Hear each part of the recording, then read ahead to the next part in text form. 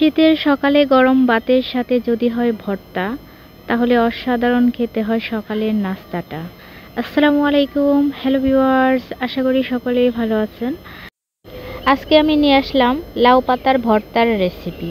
এজন্য চলে যাব আমি আমাদের বাড়ির পাশে লাউ গাছ লাগানো রয়েছে, ওইখানে চলে যাব। পাশেই ছিল রেল লাইন। দেখেন, শীতের সকালে কুয়াশার শিশিরে চারপাশের প্রকৃতি কিছুটা পানি, মনোরম দৃশ্য ছিল, দেখতে খুবই সুন্দর ছিল।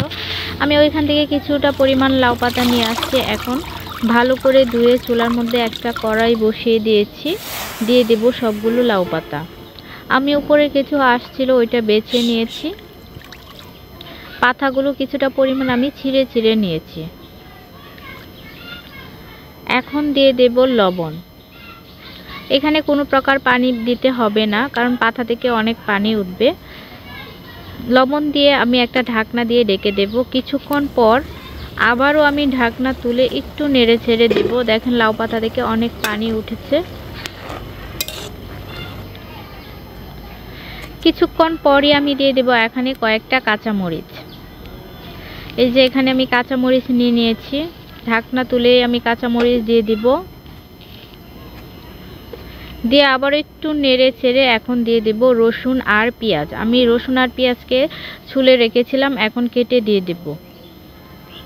দিয়ে আবারও একটু নেড়ে ছেড়ে আমি ঢাকনা দিয়ে ঢেকে দেব। কিছুক্ষণ পর ঢাকনা তুলে যখন পানি শুকিয়ে যাবে, তখন আমি চুলা থেকে নামিয়ে নেব। দেখেন, আমার পানি প্রায় শুকিয়ে গেছে। আমি একটু নেড়ে ছেড়ে চুলা থেকে নামিয়ে নেব। এখন আমি চলে যাব সরাসরি শিলপাটায়। ভর্তা সবসময় শিলপাটায় বেটে খেতে অসম্ভব মজা হয়, এজন্য আমি শিলপাটায় চলে গেলাম। এখন আমি সবগুলো উপকরণ ভালো করে শিলপাটায় বেটে নেব।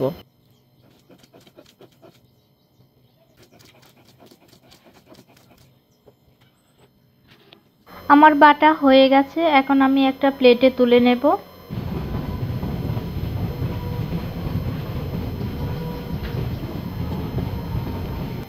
এখন আমি উপরে দিয়ে দিব সরিষার তেল।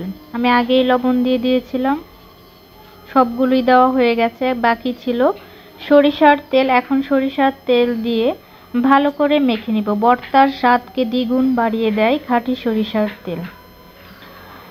তৈরি করে ফেললাম লাউ পাতার ভর্তা।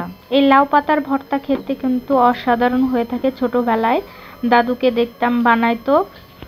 বর্তমান সময়ে শাকসবজির যে দাম, একদিক দিয়ে যেমন লাউ পাতার ভর্তা তৈরি করলে টাকা সাশ্রয়ী হবে, অন্য দিক দিয়ে খেতেও অসাধারণ হবে। এই মজার ভর্তা কার কার প্রিয় অবশ্যই লাইক কমেন্ট করে জানাতে ভুলবেন না। আজ এ পর্যন্তই, সকলে ভালো থাকবেন। আল্লাহ হাফেজ।